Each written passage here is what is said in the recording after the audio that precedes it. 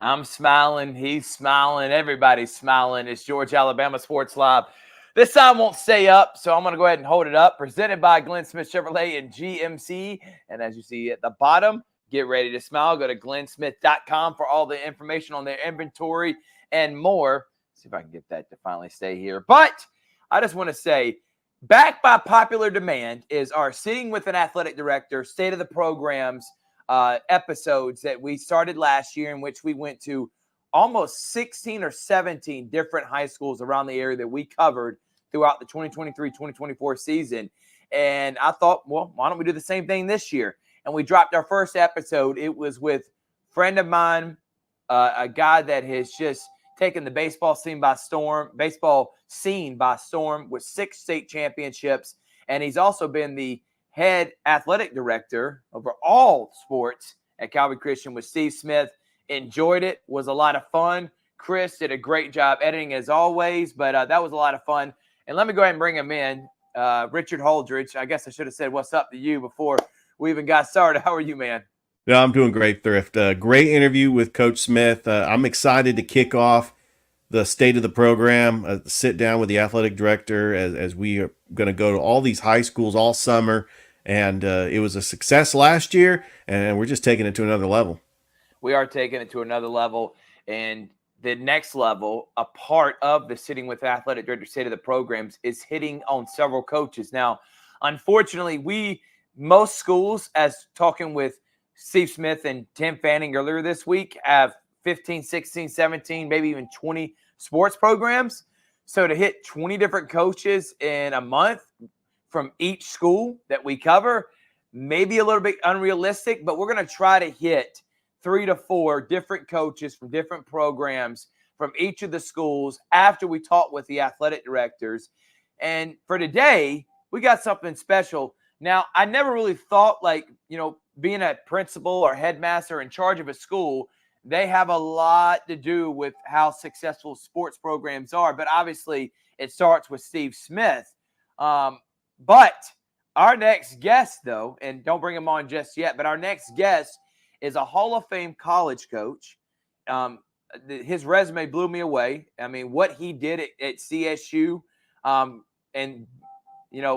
This is the same school that's had Jay Sparks, who's a great coach, Anita Howard, and now Matt Hauser. And I put him up there as the best or one of the best ever to come in the Division II, especially around this area. Johnathan Norton is just an incredible basketball mind. If you've never talked to him, it is unbelievable. So when I found out last year that he was an assistant coach, I said, he's the greatest high school assistant coach in the history of Columbus, Georgia, Phoenix City, Alabama, ever. And then he took on to be the head girls basketball coach for Calvary this year. Last year, he was just an assistant. And he's also been the headmaster of Winbrook School. And he just got an opportunity to be the head man and who's in charge of the school at Calvary Christian. Started about 3 weeks ago. We're going to talk to him. Then we're going to go to Emmanuel Brunson, someone that Richard knows all too well. As he was in your platoon. Is that correct? He was under your command? We were in the 82nd Maintenance Company together from 2014 to 2016. And now he's the head man at Calvary, and he was a half a yard away from winning a state championship last year. So we'll talk to him. He's excited about the move to the GIAA and likes his team. And we'll end it with Johnathan Gordon, the boys coach, who I think had a really good year last year with a lot of potential, room for improvement. And he thinks that now this year, with some new players coming in, he thinks that this team, especially in a new league, he feels like he's suited to win now. Same with Brunson. This is not you go in a new league, you would think man, it's going to take some time to get acclimated. No, these guys are ready to hit the ground running and win it now. So we're going to hit all 3 of those guys. It's just a Calvary show. We'll also hit all the different other schools. Next week, we got Glenwood, Tim Fanning. We'll hit Coach Purdue. We'll hit Ron Nelson, maybe Josh McConnell, the softball coach. I mean, we're going to be doing this for almost all the schools. So a lot of content coming your way. Like us on Facebook, subscribe on YouTube. And last house cleaning thing, Richard, is that tomorrow, 10 o'clock, we're going to be live from the 10th annual Isaiah Crowell football camp. Remember, Isaiah Crowell played at Carver, played in the NFL, and this guy's been giving back for 10 years. DJ Jones, my partner for Sports Visions, he's been doing this for a long, long time. And he was one of the first that gave back to this community. And now it's a trickle-down effect. Now he's got guys like Isaiah Crowell, who he mentored, still giving back 10 years later after he started it, after playing the NFL, being successful there. So we're going to be live on the Sports Visions Facebook page and YouTube channel. You'll have me and DJ. We'll interview Isaiah. We'll interview Dr. William Roundtree. We're going to interview a ton of people. And, Richard, you'll be a part of that broadcast. Looking forward to it. Yeah, I'm looking forward to the Isaiah Crowell 10th annual football camp. He started this back in 2014, his rookie season when he played for the Browns. Is this the first one you've been to? Yeah, this will be the first one. I know that I couldn't make the last two because scheduling conflict.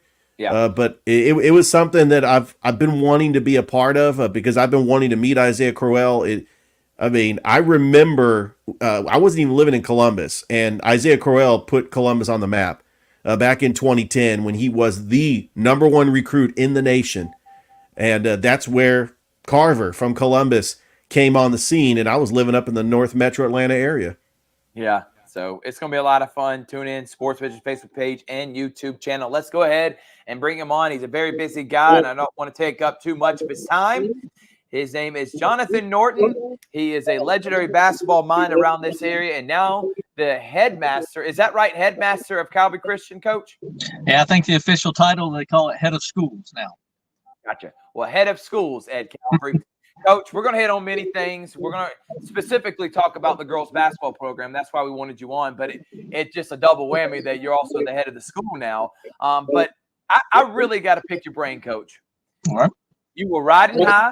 You had Columbus State at the pinnacle. Your program was revered by many people, and you decided to move on. Why was it that you wanted to make that transition? And all these years later, you feel like that was a good move for you and your family? Well, great question. Ultimately, it came down to the season of life I was in, having two young daughters, and that I was spending a lot of time away from. And then just, our faith comes first and foremost in our family, and just have a love for the local church and Christian education. So felt like the Lord was calling us into ministry and Christian education, and I could still be involved in sports, specifically girls basketball, whether it be middle school, high school, or whatever. And so we felt like we could still have the impact we were having in college sports, but have it maybe on a little bit larger scale as in the school setting at Winbrook at the time. And so that's what led to the decision. And we've been blessed ever since, being able to be home every night and be able to coach my daughters, and then be able to engage and interact with hundreds and hundreds of students from various ages and their families, and then faculty staff has just been an awesome experience. I do got to ask you this question because Jay Sparks would have my head if I didn't ask you this, the AD over there. I just want you to really talk about Columbus State because I feel like they're a sleeping giant. It's an excellent school, and you were there for quite some time. Some people around this area kind of turn their nose up if they get recruited by CSU, not understanding this is a top Division II level school that's got great academics and a great sports program. So can you, if you don't mind, talk about your time there and how much you enjoyed it? Hey, I really appreciate the opportunity to brag on my alma mater. Both my wife and I graduated from there, did our master's programs there, coached there, and my wife was a cross-country athlete there, so she knows all about the CSU athletics as well. And, Coach Sparks gave me my first start in coaching. I did things a little backwards. I started at the college level as a graduate assistant and then stayed with it for 21 years total, counting being an assistant coach and a head coach at the college level. Of course, Coach Green was a mentor to both Coach Sparks and I. And then it's just a incredible coaching family. You got Jay Etlick with soccer, Greg Appleton with baseball, and Hutchinson with softball, and Evan Isaacs is a childhood friend of mine who's won national championships with the men's and women's tennis programs. So they just went across the board. They do it the right way. First class facilities, beautiful campus. And like you said, the academics are top notch as well. So we've got a diamond right here in our own community, and people need to support Cougar athletics for sure. And I'm obviously very fortunate to kind of been brought up within that athletic family, and they raised me, and that's where I cut my teeth in coaching. Well, Coach, I liked you, but now I like you more because I'm also an alumni of Columbus State. Really started the radio program there, 88.5. So that's Yeah. awesome. And I remember you coaching there, going and watching your teams play and how athletic and how smart and intelligent they were on the court. And that was a product of you and your staff. All right, enough about CSU. You got an opportunity to get back in the coaching ranks, and you decided to be an assistant coach last year. But what led you to Calvary? I mean, you were at Winbrook, but there's many other schools around this area. What led you to send your daughters to Calvary and then ultimately you being a part of Calvary, albeit just an assistant coach, but still involved? Well, Winbrook Christian School goes through 8th grade. And so when my oldest daughter, Anna, was moving on to high school, we said, where do we want to send her to school? And we believe in a Christian education and teaching our children a biblical worldview. And so that's what led us to Calvary, meeting the people there, Steve Smith being one of those, Jeff Halstead, and then families like the Smithwick family. Grant is one of my assistants. That just made perfect sense. And Coach Susie Dunn, who was a cross country coach, she coaches my daughter in cross country, and she is Jay Sparks' sister. So there was a connection there. And so that my daughter went there, and then they asked, would I be willing to volunteer and help some? And so that's what led me just to be an assistant. I was coaching middle school girls at Winbrook and enjoying that. And then I said, yeah, I would love to help out. And so I did. And then next thing you know, they're asking me if I would be the head coach. And why not? It keeps me in the game. Obviously, I'm a basketball junkie and love coaching the sport, but getting to coach my daughter for as long as possible, but as well as interact with a lot of those young ladies, it's just been a tremendous experience and a blessing to me and my family.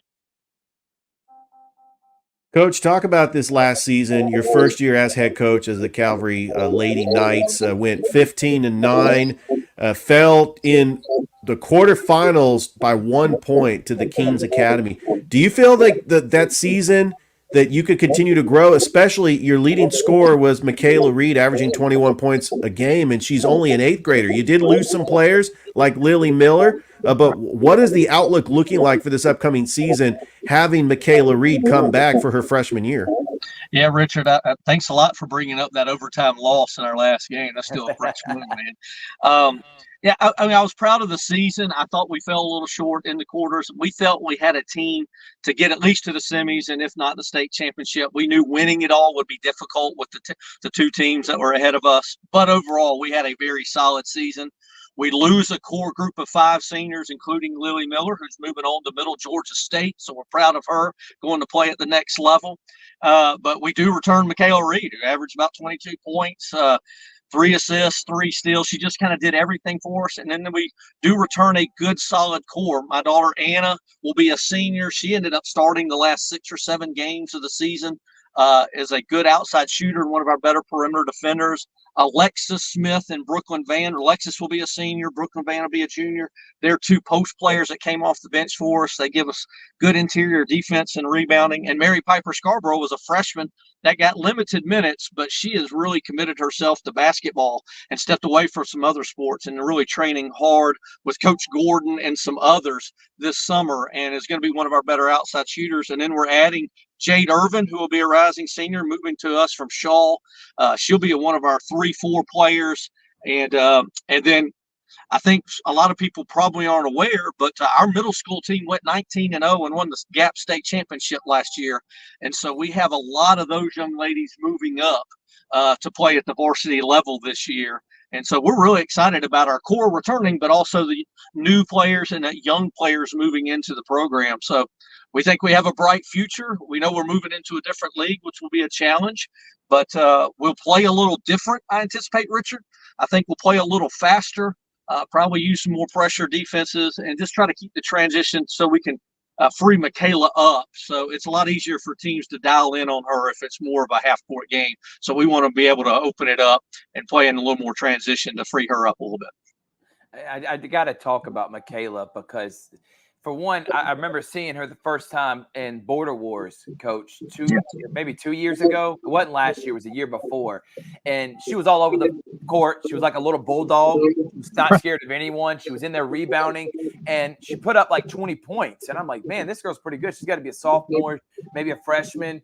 And I was told she was only in the 7th grade, and it kind of blew me away. So I would like you to talk. You've seen a lot of girls that are really good at basketball. You've coached a lot of great basketball players, and I'm not really meaning for you to just shine the spotlight on her, but I got to bring up because she's doing stuff on the AAU circuit. This girl is nationally known. She's a really great player. In your mind, how's it coaching someone like her that I know she is very coachable and just willing to work? Well, and you hit the nail on the head right there. It's a blessing, and just it's wonderful to coach someone like that because she's has a high basketball IQ already at a young age. She's highly skilled, but she's never satisfied. She wants to work on her game every single day and get better. And she's harder on herself than anyone else is.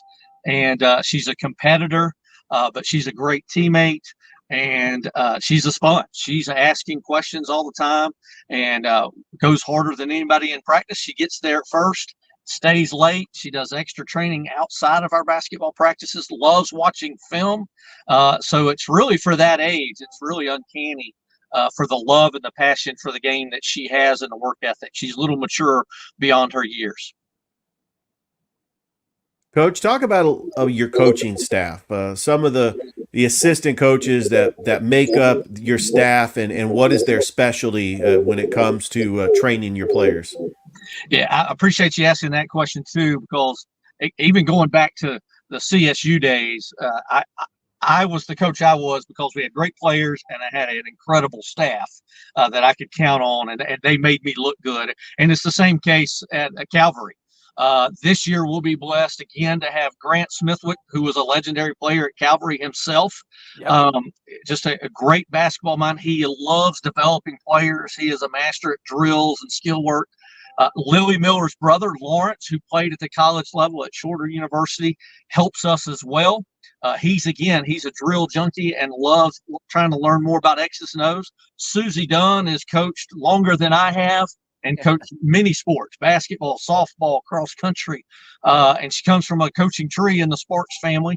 And then we're adding Mr. Guthrie, or Coach Guthrie, is one of our teachers at Calvary, but he's helped here and there in the past, but he's freed up his schedule to help more this year. And Mr. Guthrie played at Mercer. And so he'll be working a lot with our post players. So I'm really blessed, and putting on a new hat in leadership at Calvary, I'm going to rely on that coaching staff a lot, because there'll be some practices I got to come late or leave early because of necessary meetings that take priority. And I know I can leave that with them, and the program's in great hands. They won't miss a beat. I'm glad you brought up Grant, because he actually coached and trained me when I was in high school. This guy means a lot to me. And Master Wall, Steve Smithwick, all the Smithwick, his wife, Jamie, who is basically Steve Smith's right-hand person that makes everything go with athletics. They are an integral part of Calvary. But you just talked about one of those hats. We got to ask you now, what was the reason for making this move? I feel like you were pretty comfortable in Winbrook. You helped build that and grow that school. Why did you want to make the transition to take over Calvary, and why is it beneficial for you, and why is it a great job? Well, to be honest, at first I wasn't looking. And so when Calvary called me, I said, oh, wow, I was a little taken aback and humbled and honored. And so after weeks of prayer and then several discussions, I know the Calvary culture. Being a coach over there, and my children being over there, they've had an incredible, because my youngest daughter was a freshman there this year and played tennis. And so, we know the family and the culture there, the community. And so the more conversations I had with Ricky Smith, the lead pastor, the school board, so on and so forth, it became evident that the Lord was leading us to this next chapter in our life, to take on a even larger role with a larger school, with more extracurriculars going on at the school, and just an incredible opportunity to what we see as an opportunity to impact even more families, because more students means more families, means more faculty and staff. And that's how we see it, is we have an opportunity to really engage and interact and impact those lives. And so that's where we felt like we were called to this new journey. and we're ready to roll up our sleeves and get to work with the Calvary community. And everybody's been super welcoming to us, and that's what we're looking forward to. It's an incredible opportunity, incredible responsibility, and we want to make sure we do it the right way. Coach, as I made mention before we started the broadcast, and I'll say it on the broadcast, this was a no-brainer hire. I think you're an excellent guy that's going to take Calvary to another place. And they're already growing. The enrollment is as high as it's ever been. I mean, right now, Calvary's on the pinnacle. They're right on that upward trajectory. They just need someone help steer them in the right direction. And with you, Steve Smith, it seems like the leadership's all on the same page. And I guess really my last question is, how important when you're in charge of a school is athletics? And I want you to help other people understand why it's not the end-all be-all. Academics needs to be important. Faith needs to be important. But that's a front door to many people for you to be able to minister to them, having athletic programs. So talk about how important that is and how important it is for them to be successful at your school. Yeah, I think all of our extracurriculars are really important. We call it the front porch, as you said, our front door to our school, because some people may not know about our school or where it's located. But when we compete within the area or even the state, people say, "Oh, Calvary Christian School, tell me more." And so whether it's athletics, our fine arts program, our debate teams, our academic bowl teams, we represent Calvary Christian School and Columbus, Georgia, for that matter. And so it can be a huge attraction as long as we're doing it with excellence in the classroom, on the court, on the field of play, that our coaches are acting and coaching the right way and leading the right way, and our student athletes are students first, and they're behaving and they're playing with good sportsmanship in class. It can be a huge have a very positive impact on your school community, but as well as just the city and the Chattahoochee Valley community as well. And so it's important that we have these programs and that they compete at a high level, but they do it in the right manner, in a first-class manner. And again, and taking academics and faith are the priority. And basically, sports, fine arts, they're an extension of the classroom. And that's what our coaches know and they believe, and that's how they lead their programs. And Coach Brunson, who I know is coming on, Coach Gordon, yep. They've bought in. We're incredibly blessed to have wonderful coaches, and Coach Steve Smith's been incredible to work with already. Well, Coach Norton, you're awesome. You are fantastic at obviously on the court. So I'm looking forward to this year. I know you're excited about that move, the GIAA. Anything you want to expound upon about that move, specifically for your program? Because it is I think a step up in terms of competition, because every single night, especially in region play, you're going to get your best from someone. So if you want to elaborate a little bit about that move for your program, why you're excited about it. Yeah, I think it's a good move. It is going to be a step up in competition. I don't think there's any doubt with all sports programs, but we welcome that. And so we got to raise our level of performance to their standard. The positive is the travel will be much easier on our sports team. So we won't be taking as many 2.5-hour trips during a weekday, which is always tough on a high school student. And so it will, I think, cultivate some really good local rivalries. That we had in a non-conference, but when it's in region play, it makes it a lot, the stakes are higher. So we're looking forward to it. It's a high level. It's a great league and association. I've already been communicating with the leadership of the association and the other schools. And so we're looking forward to it. It's going to be a big challenge, but I think we'll be ready for it. This was long overdue. Thank you so much for coming on. Looking forward to talking to you throughout the year next year. And as I made mention, looking forward to Georgia Alabama Sports Live being at a lot of Calvary events. So thank you so much, Coach Norton. Look forward to seeing you soon. Thank you guys for having me. Thank you for what you do for high school and middle school sports. And thank you to your sponsors as well. Glenn Smith Chevrolet and GMC is presenting this. We're going to take a break. We'll be right back after that.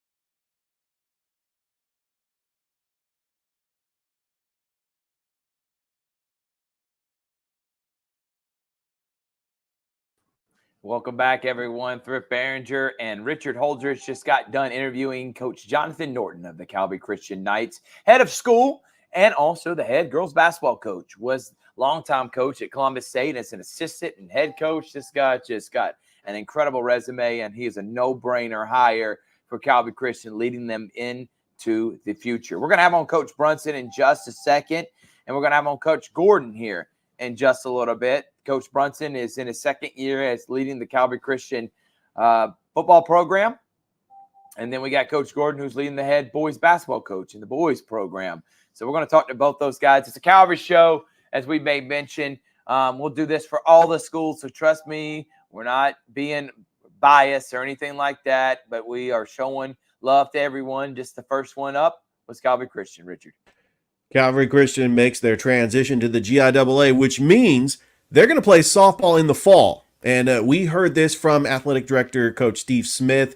And so we're going to be able to live stream softball, volleyball, of course, football. Their first home game, August the 16th against Terrell County. That is a GHSA school. That is down in Dawson, Georgia. That's a couple of counties south when you're heading towards Albany. I know they got a good fan base. They're going to make that trip. And that's going to be the first test of the season. But you're playing teams in the GIAA like Tatnall Square Academy.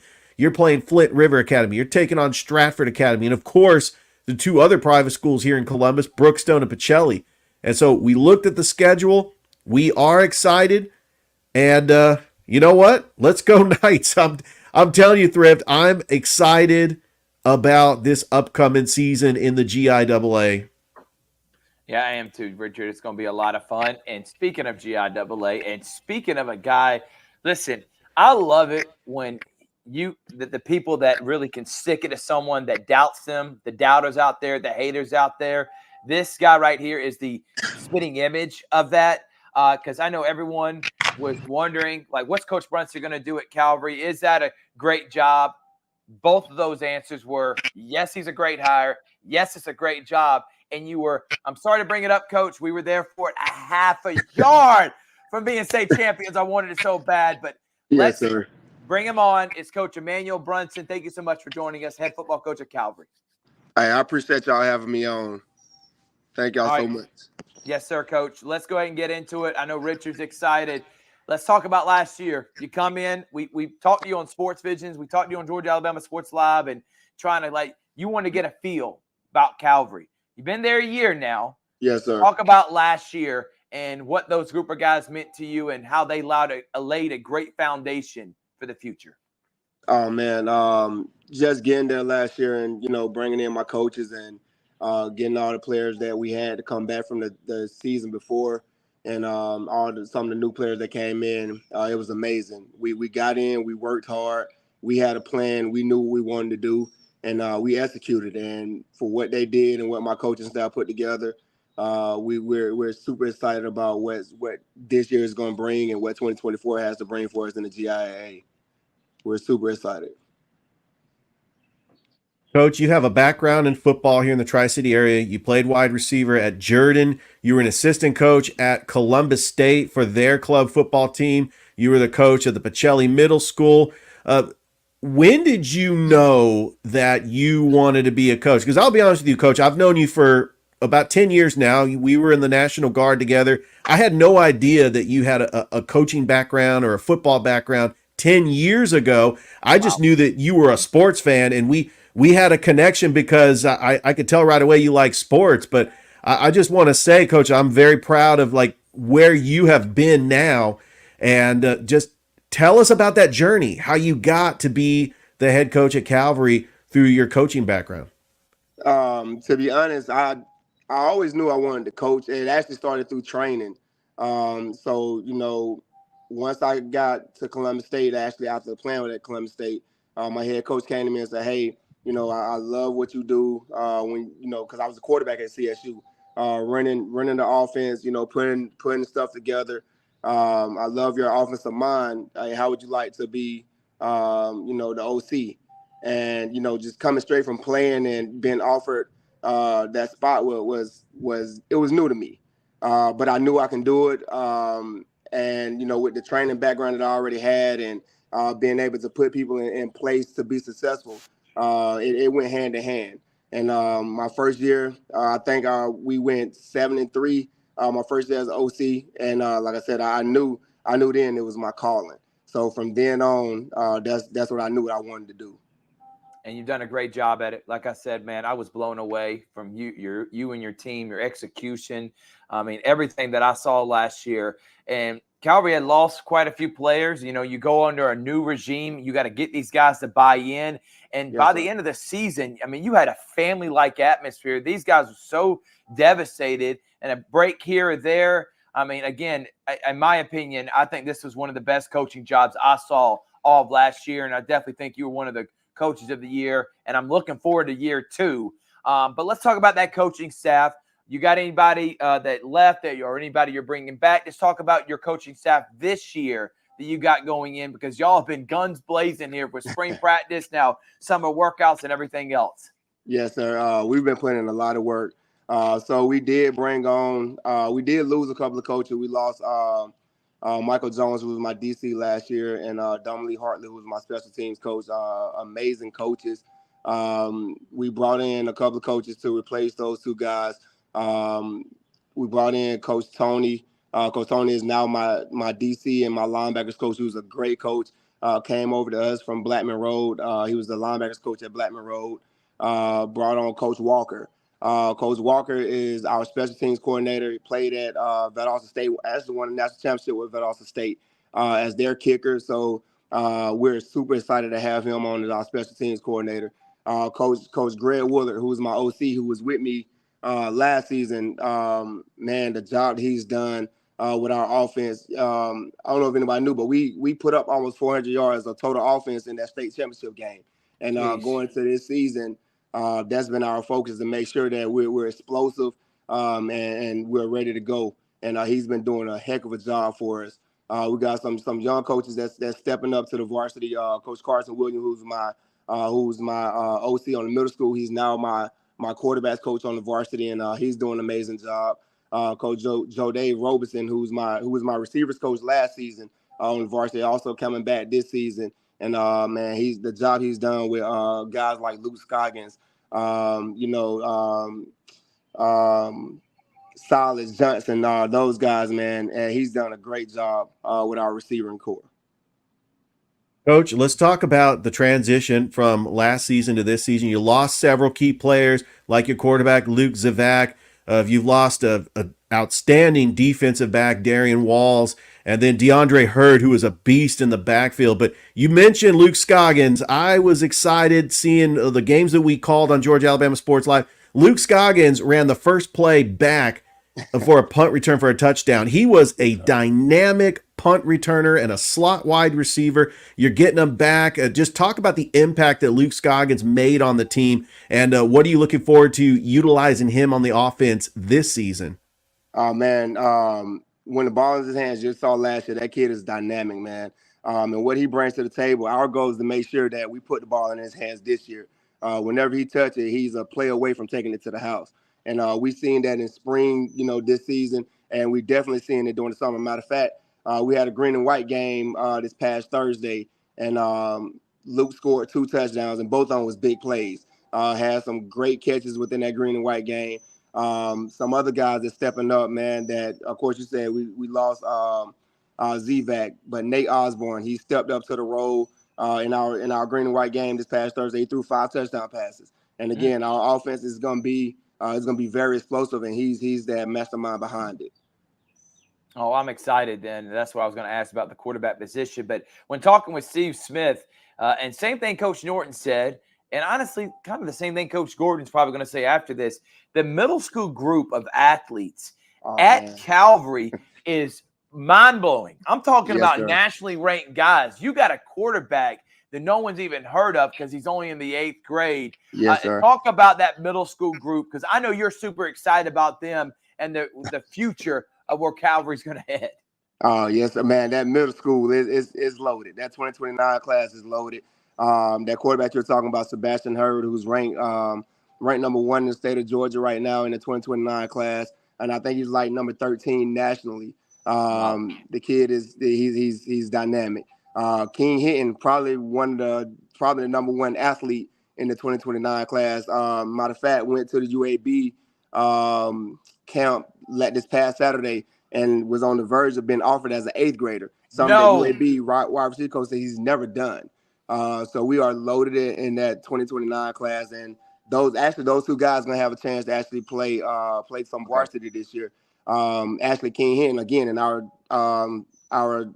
game the other day, had 3 touchdown catches. Again, he's an 8th grader. The kid is dynamic. We got some special middle schoolers.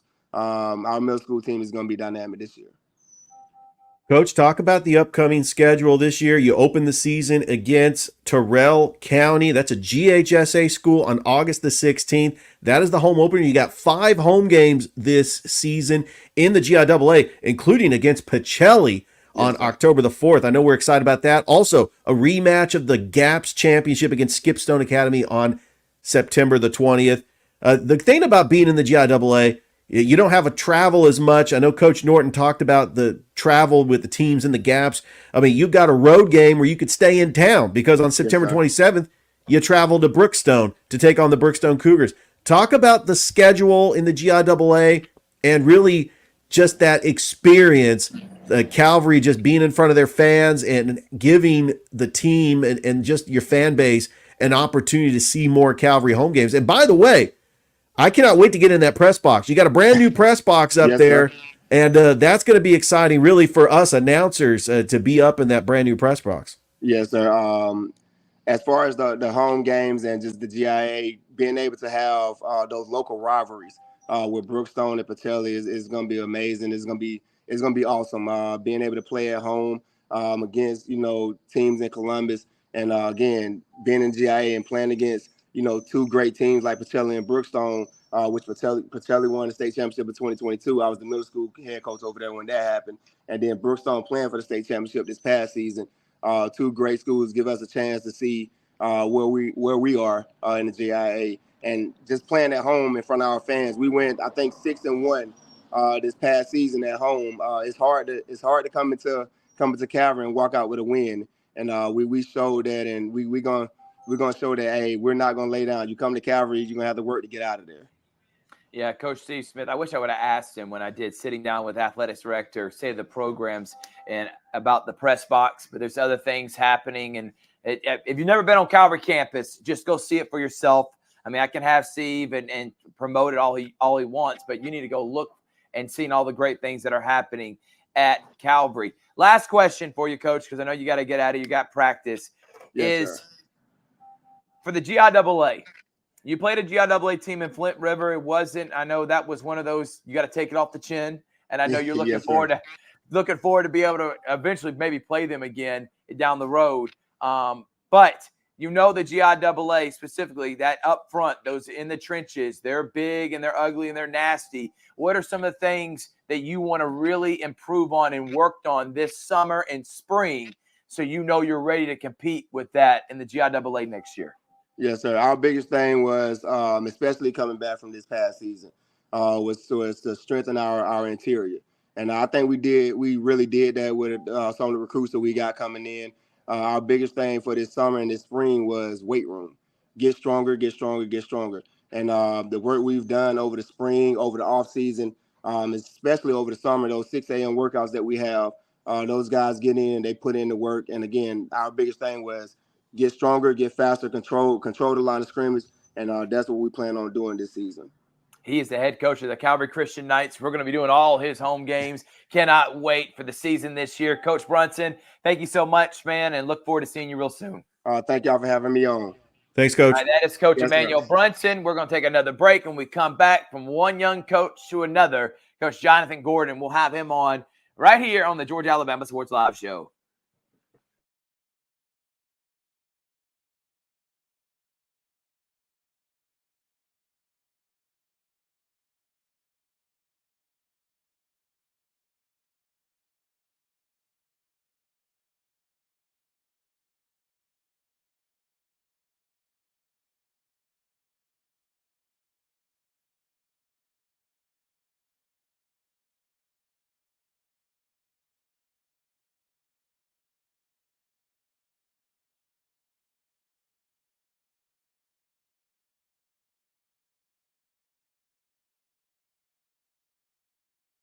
And I'm smiling right now because I get to have on our next guest, who's a good friend of mine that I love clowning, but I also love him and I love what he's done with so many young athletes, one of the top trainers around here. And he's also the head boys basketball coach of the Calvary Christian Knights. Let's go ahead and bring him on. He is head coach Johnathan Gordon, who looks like he shaved. My man was going to pull this on me. I knew it. Now he's got the stash, looking freshly shaved. Johnathan Gordon, thank you so much for joining us, man. How you doing, brother? How you doing? I'm doing excellent. Glad you're here. There's so many things we're going to go in. And by the way, we probably broadcasted 5 or 6 summer league games for Calvary. You pretty much won every single game, but then I had to get the 40-point beat down against New Manchester. But your guys were tired. It's been a long summer. You were missing 4 key players. I mean, that's going to happen. And I know that's going to be a learning experience for your team. But let's go ahead and talk about last year, because I asked this with Steve. I was like, man, me and you have talked about it. You had a really tough schedule. You probably played teams you weren't ready to play yet, but you were okay with that because you're trying to compare your program to others around here. So just give us your overall evaluation of how you think that first year went for you as a coach and your program and what you're looking forward to this year. It went really well, honestly. I mean, it went exactly how I figured it would go. I created a tough schedule for a reason. I wanted to take my young guys. I had a bunch of freshmen and sophomores and just throw them in the fire. Let them figure it out. Let them get burned. Let them get beat down a couple games. I wanted them to feel that pain. You know what I'm saying? I really think part of success is feeling that pain and feeling that just that thing that drives you and motivates you for the off season. So I wanted them to feel that as a team. I wanted them to feel it together because I knew it would drive us into the off season, and it's paid its dividends. A lot of our guys have gotten a whole lot better, and we've proved that this summer. Yeah, you have, and you've done a lot of work. Go ahead, Richard.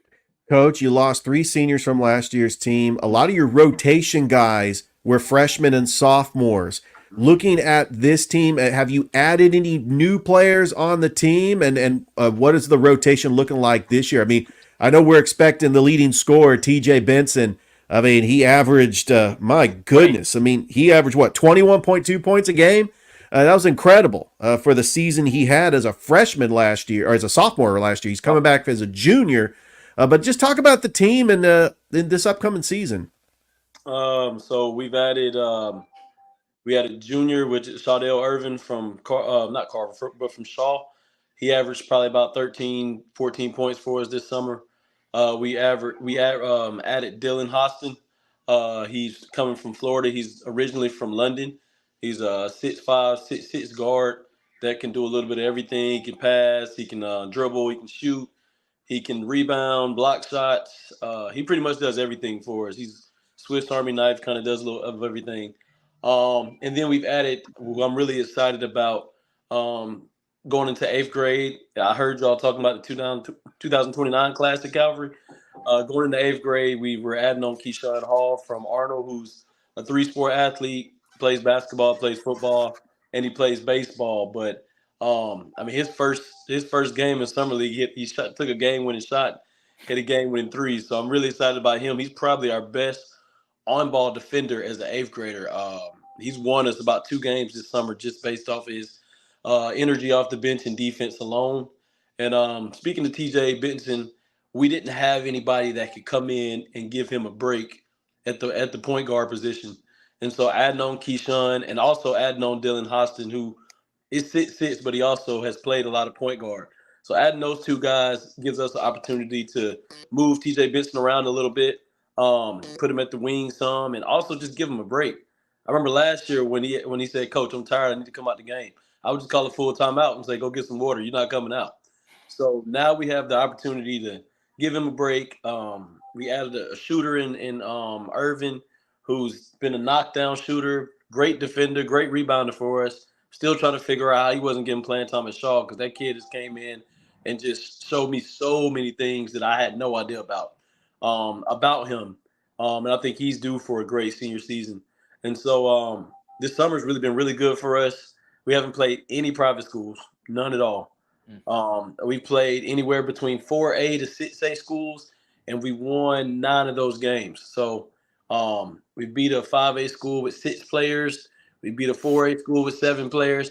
I still have yet this summer to have played a game with all of my players on the court.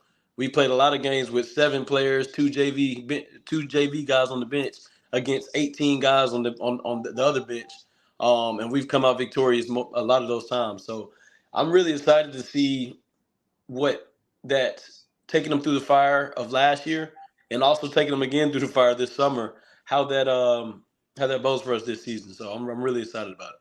Yeah, I am too. And you didn't even mention Liam Hocutt. I know we were talking about new players, but Liam Hocutt's coming back. You got Dylan he came Walls. in first game, man. First game of the summer without touching the basketball for a month and scored 17 points against LaGrange High School in a win. So he's going to have a really good year. Yeah, he was excellent. The post moves, the aggressiveness. I was like, what the heck? No wonder Johnathan, Coach Gordon has been talking about can't wait to get my full roster back. Dylan Walls, who's 6'8", 6'9", who kind of reminded me of my brother Trotter, who growing into himself. And now after playing in the AAU circuit, getting around you and training around you for a year, this guy's coming to his own. This team looks like it's a team that can compete. Instead of asking, like we did with the other guys, and you can elaborate if you want about that move, the GIAA. You know it, with playing at Brookstone, with coaching at Brookstone, with also coaching at Pacelli. You know what that league represents. What do you want Johnathan Gordon's team to look like, especially this year? You've been here a year. You had a full off season. You're getting some of your guys in. What is that going to look like this year now that you've had time to start really lay the foundation for your program? Well, last year I went to the GIAA state championship, not just to watch Pacelli. I actually stayed there the whole day. I sat there the whole day and I watched every team win the state championship, and I watched their reactions with each other. And I just took it all in, man, because I know that that's where I want to be. That's where I want our guys to be one day. More than myself, I want those guys to experience that. I want to experience it with those guys. And so I just took it in, man, and I know what the top of the GIAA looks like, and I don't see why we can't get there this year. We have one of the biggest teams, not only in the GIAA, but we have one of the biggest teams in the city. Regardless of class, we have 6. Our starting lineup potentially looks around 6'2", 6'5", 6'6", 6'9", and TJ at 5'8", obviously. But we have a really big lineup. We have a lot of defensive versatility. We have abilities to go small and be quick. We have abilities to go large and just dominate around the paint.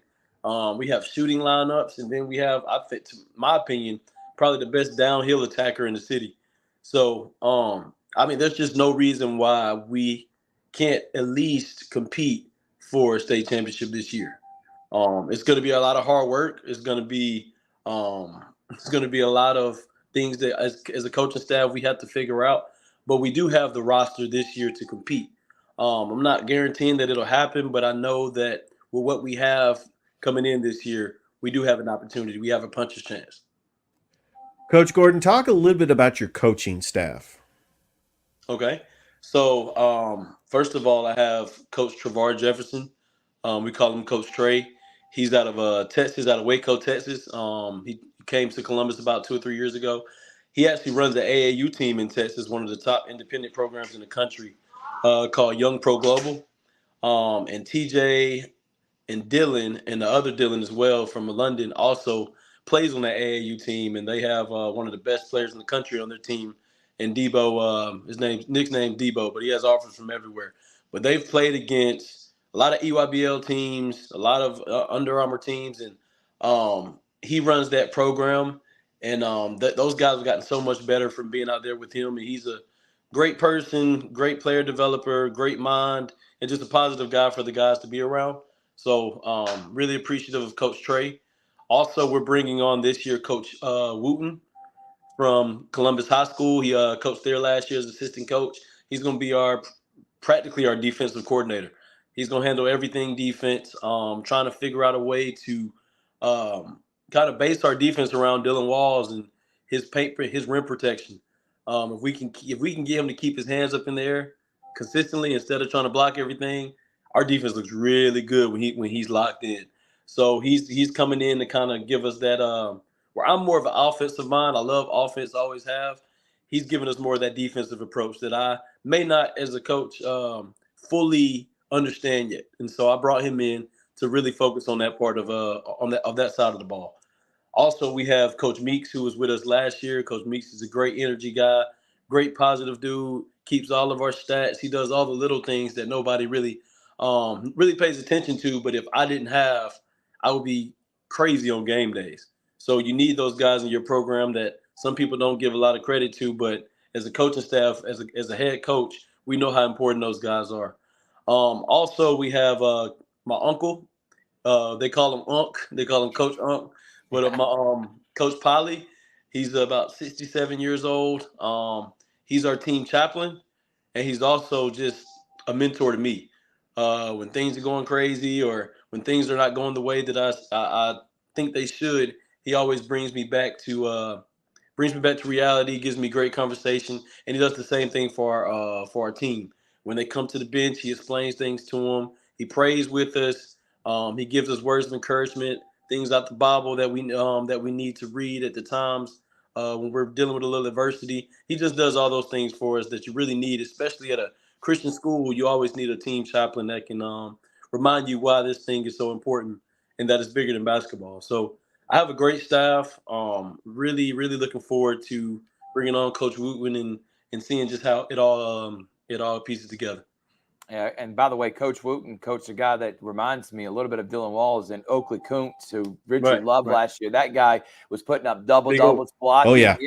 Big O, and now that's what Dylan can be. So he knows how to coach players like him, exactly. And with size and stuff. So I think that's a great hire. His son was a great player too.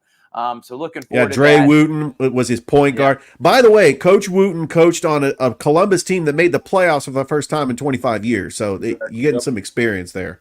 Right. All right, Coach Gordon, let's talk about, Steve Smith. I got to make mention. We've talked about the program, talked about the players, and then we'll talk about what you want to improve on, heading into next year. Will kind of be the final question. But Steve this guy's ahead of his time. I think he is just the way he got you and Brunson, and it was the main thing he really loved was the development part. And I think that's what everybody should be in this business in high school coaching. You're developing players, not just winning, developing them. Talk about what he has meant to you and how awesome it is to have as a boss and heading into year 2. I don't say this. I don't use this lightly. Steve is the best boss I've ever had. He's encouraging. He's supportive. He lets me, Brunson, Coach Norton. He lets all of us kind of do things the way that we kind of want to. He gives us guidance. He gives us stipulations, but he allows us to build our programs the way that we envision it. And he gives us a ton of support. He's always positive, funny guy.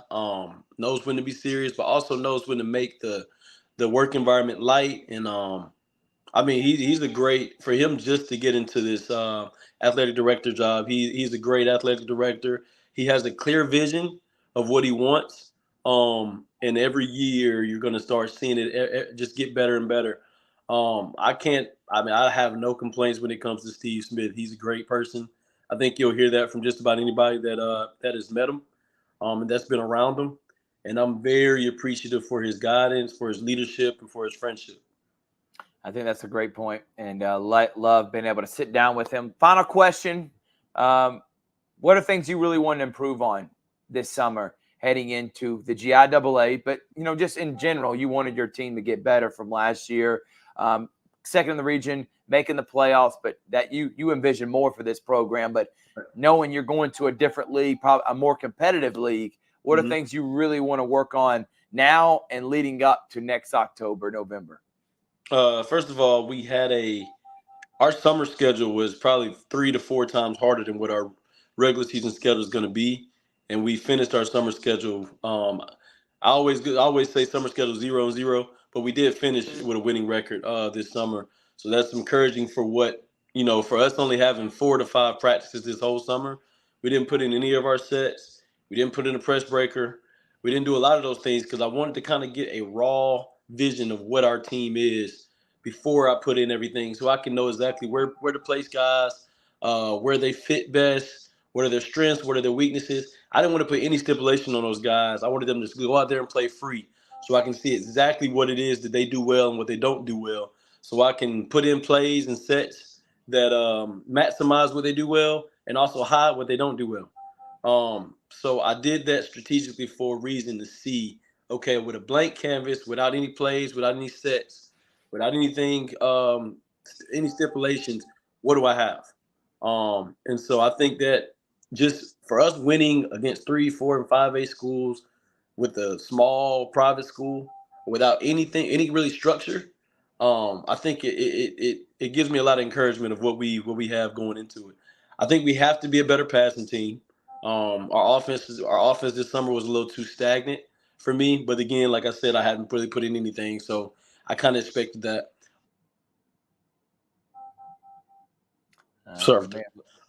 We have to be better breaking the press.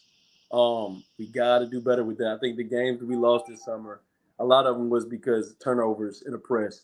And again, I haven't put in a press break, so I was expecting my point guard to navigate the offense and tell them where they need to go, because I'm still teaching him that he has to open up his mouth, lead the team, without me having to do it sometimes. I want him to be the leader. From every coach that I've talked to, really good teams, the coach is not the leader. The coach is the coach. So I'm trying to teach them how to step up and be leaders. And I don't always have to coach everything and say everything. I want them to do it. So that's been a big part of what, of our summer development. And I think lastly, just keeping a good attitude. I think last year, because I threw them in the fire and they lost a little bit more than maybe they wanted to, when things go wrong, sometimes they tend to get a little bit in their feelings. And so I really want them to work on being mentally tough, being down 12, coming back, cutting it to 4 in 3 minutes. And little things like that, just mental toughness. And we still have a young team. We still got guys that are still young, they're still learning. So just learning mental toughness and learning how to fight adversity, because you're going to hit it. I don't care how good your team is. I don't care what the roster is. Everybody hits adversity. And I want them to learn how to just respond to that. So I think if we do those 3 things, man, we got a lot to build on. Really excited about our roster, but we definitely have to work on our weaknesses. I just sent out a text to all of them today. I made up a summer evaluation for every single one of them. They all have to meet with me about what their strengths were this summer, what their weaknesses were this summer, where I project where they would be on our depth chart based off what I saw, and then things they can do to get better. And so I told them, I said, we have a chance, but everybody has to really lock in on their weaknesses and try to correct those, whether they be mental weaknesses or physical weaknesses. And then for your strengths, you got to make sure that you dive into that and perfect those things going into November. So I think if we do those things, man, I honestly think we got a chance to be really, really good. And I can't wait to be broadcasting many games. As always, it's Coach Johnathan Gordon. Thank you so much, man. Look forward to talking to you real soon, dude. Appreciate it, man. See you, That Coach. is Coach Johnathan Gordon, the head basketball coach of the Calvary Christian Knight. We'll take him off the screen, Richard, and we'll wrap up saying this. Calvary's in a really good spot right now, Richard. I know you believe that. So do I. Glad we were able to hit all the coaches, the volleyball coach, the soccer coaches, everyone that we talked with Steve Smith that he promoted. We appreciate what you do with these high school athletes. And Calvary's, they looking to hit the ground running in their new league. And that was the purpose of this show and sitting with Steve Smith. And we're glad that we were able to do that today. And it was a lot of fun. Truly was a lot of fun. I'm excited. That first home game, August the 16th at Calvary Christian against Terrell County. It should be a lot of fun. Expect some great things going into the GIAA for the 2024-2025 school year. Thank you to Coach Norton. Thank you to Coach Brunson. Thank you to Coach Gordon. Thank you to Coach Steve Smith. And thank you to Richard. Thank you to Chris Gates. We will be tomorrow at Isaiah Crowell, 10th annual. And looking forward to that, Richard. It's going to be a lot of fun. Football camp live on Sports Vision Facebook page and YouTube channel. From Richard Holdridge, I'm Thrift Barringer saying good night, everyone. Thank y'all so much. We'll see you next time on Georgia Alabama Sports Live. Sitting with that athletic director here, the program drops again. Episode next week with Glenwood Gators head baseball coach and AD Tim Fanning. We'll hit some of their coaches. And Richard, you're going to be doing an interview with one of the schools around here. We won't say it yet, but we'll have a teaser. It's someone that's really, really, really close in proximity of where Richard lives, but I don't want to give you his address. Just know that he's excited, and so are we. Georgia Alabama Sports Live Show saying good night, everyone.